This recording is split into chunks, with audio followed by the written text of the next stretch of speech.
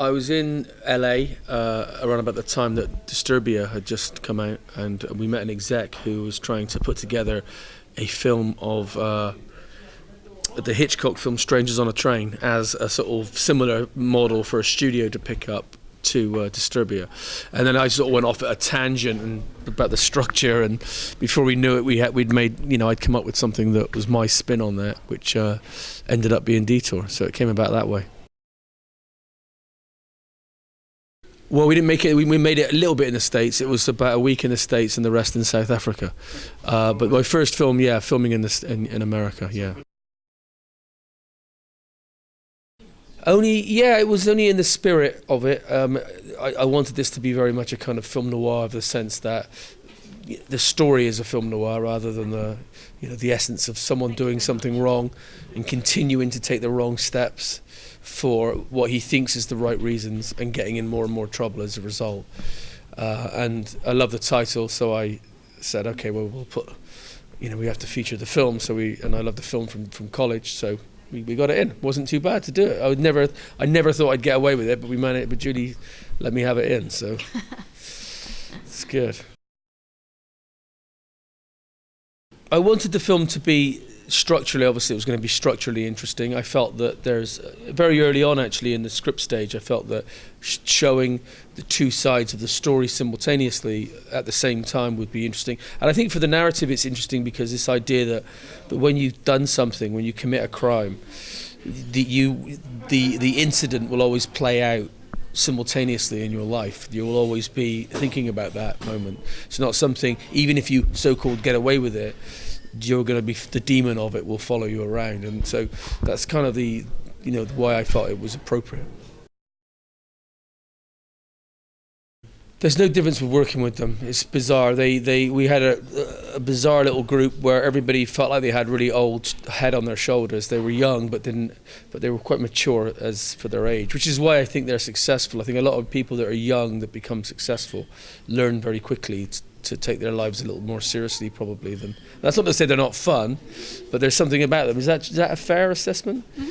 They're quite kind of, like Ty Sheridan. He's 18 years old when we filmed, but I sort of consider him a friend. I don't consider him like I'm old enough to be his dad. I'm older than his dad. But he doesn't look at me that way, like a grown up, and I don't look at him like a child. It's a strange little friendship, but that comes from him and from him being kind of mature for his years. The movie wasn't intended to be this young, but we suddenly realised that actually it should have been, and that actually the characters, there's a juvenile spirit to what they're doing. There's an idealism to what they're doing, which they'll never find. Let's run away to Mexico. Let's get away. It's a sort of young story, I think. It's not something you're going to do when you're older. You're like, well, that's not going to work. Just get a lawyer. I'm just going to get lawyered up. Then no, let's run. I think so. That's why I think it was successful. It works for them being younger. Well, firstly, he's old enough to be in the role. The idea originally, was like he was 23, 24, and he was postgraduate. Obviously, he's younger, so we made him undergraduate level. But yeah, originally, but you have to remember that when as we get older, our view of what's younger is older. So to put someone in a movie who's 24 for Johnny Ray, if you're watching this movie and you're 15, 24 is old. And it's all, and it's otherwise if you're Ridley Scott, you're going to put everyone in your film's going to be 50. Does that make sense? You sort of gauge yourself with what you think is. He's at the beginning. He's studying law because I love the film The Woman in the Window. I felt that he needs to be privileged. He's learned about things from books, not from experience, and that's where the sort of origin of the character comes from. Yeah, no, I felt very much. It's got a 90s sort of spirit to it. Films like The Last Seduction. I am surprised there's not more road movies, more thrillers being made. because that used to be the staple of Hollywood. They're quite low budget to make. The film noirs were exactly that, pulpy. Yeah, that's the plan. Yeah, that's why I put Detour in the biggest pulp film of all time. It's kind of, if ever there was one.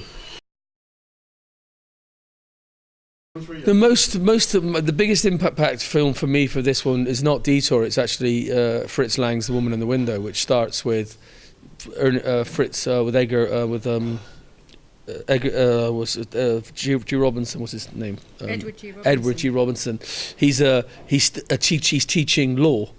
And so and the speech is almost the same at the beginning when he says about and then he sees this woman reflected in the window, ends up by accident killing somebody with a pair of scissors, and then his life just goes to hell as a result of it, and it has one of the greatest endings of all time. So that was the real influence of the film. And then I looked at stylistically, I was looking at sort of the sort of 50s Hitchcock films, North by Northwest and The Birds. Oh yeah, no. The film's origin was in the process while I was financing Triangle, so my brain was all structure. So it was before we made Triangle. And you were financing Triangle. Yeah, it was. We were over there. It was 2007. We were there, meeting with Icon to finalize it. That long ago, I had the idea.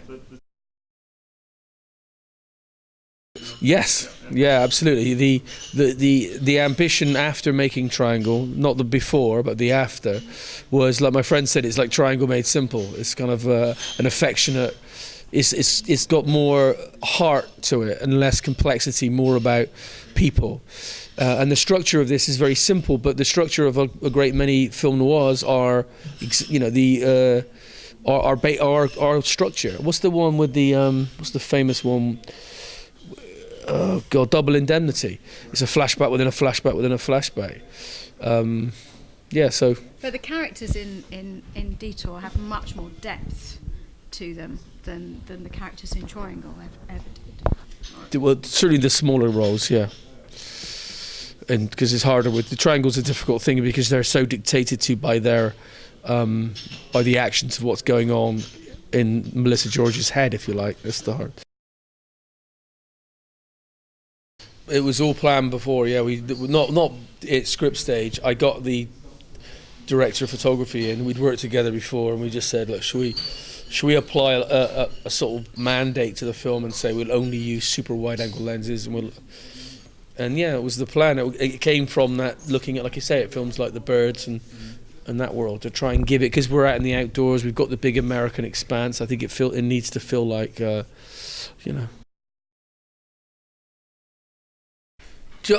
I tell you what happens in the edit is one thing about the split screen is we needed to keep it to a minimum, and the thing you put a split screen and you can suddenly put them in whenever you want, and because of the so-called twist, not that it really is a twist, but the moment that happens at the end of Act 2, you can't keep having split screens to imply that you're in this sliding doors kind of split narrative, when in actual fact you might not be. So you can only do it, in a very small way. And I think we had too many for a long time in the edit. We put another split screen and so at some point the editor just said, okay, let's reel back on that. We didn't get surprises. The hardest thing is, I had this experience once before with Severance, which is that we put it together and it worked, and then you have to make it work better. And it was that problem, which is a lovely problem to have. The ending, the surprise I guess we had with the ending was that we were trying to make the ending work, and we kept on trying to, and then eventually we found what we liked, and it was actually exactly the same as the script, which was bizarre, even the very final edits of it. We'd forgotten by that point how the script was.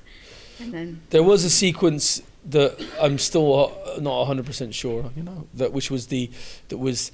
I kind of sometimes miss, which was that you have I don't think we miss it because the beginning's quite slow anyway. There's a lot going on, but you have a scene where they rob a bank, where Johnny Ray tells them a story about a bank robbery where the guy got run over by a car, and it was luck, which is obviously echoed later with the van, but. You can see that on the extras. You can see it on the extras, but my editor says you don't need that. It's fine. The shock of it is funny, and you understand there's a chaotic spirit to that end, and then you follow it straight up by saying that the dad wasn't even having an affair, and it sort of suddenly becomes mean-spirited and funny, and then at the very end, I hope it's not, with the couple on the beach. Well, that shot is about the very first time I did that was in the falling asleep dream sequence in Creep. So I want to do it more. I think that the camera going off and telling you a story about what's in the character's head is when cinema's at its best. So it's me, I think, using film language. I found much as I love, I love all the films I've made for different reasons, and I love Get Santa, because Get Santa was made in a very simple way stylistically, with the exception to, I think, a shot with Rafe at the beginning that I know the one you mean. I found it really quite a boring film to make for me, in terms of I can't have fun so much with it because the story is the thing, and and the style is serving just the story, whereas this is about the psychology of what's in the character's head.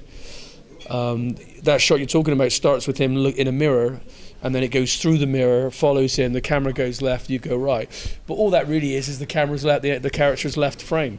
And it's actually, I think, I felt for the moment of you realising the responsibility of his situation, it needed to be a long sequence shot. There's a similar shot in Crimes and Misdemeanors where, having just murdered his wife, Miriam, the camera goes down his body along the floor, finds the body, and that long shot creates that sense of responsibility. So that was what I think it's for. And we use the same shot in Triangle when we go through the mirror and say, now we've crossed the line, now we're on the other side of the ship. Now I felt the film mirrors. I would love to make a film about what's on the other side of the mirror. I don't want to get into another Triangle world though. I'm trying to not make films about with structure. I always want to. Yeah, no, I think about the same in the UK. Neither were extremely successful. In America, Black Death had a good success, and it hasn't hurt that Eddie Redmayne's gone on to be a star and so on and so forth. It's considered a serious film, whereas Triangle's serious, but because it's so sort of psychologically rooted in the kind of this genre. Unfortunately, genre films are always considered less than. It's a strange thing. Yeah, I guess. I'm not pleased with myself. I just wish I was. I'd like to always make more films. I'd like to make a film every year, and it's by hook or by crook that doesn't happen. So I made 2 films back to back. I made Creep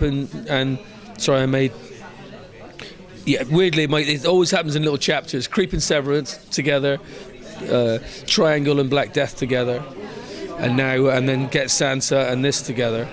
And then you always have this lull where you end up having to write scripts in the middle. Next, I am working with Judy on a project. I don't know. This is the first time we've spoken about that. I don't know what to say really. How much do we say? What do we say? It's called The Undertaker. It's called The Undertaker. It's a sort of thriller. It's a thriller, sort of dating. Dating back to the kind of John Schlesinger thrillers.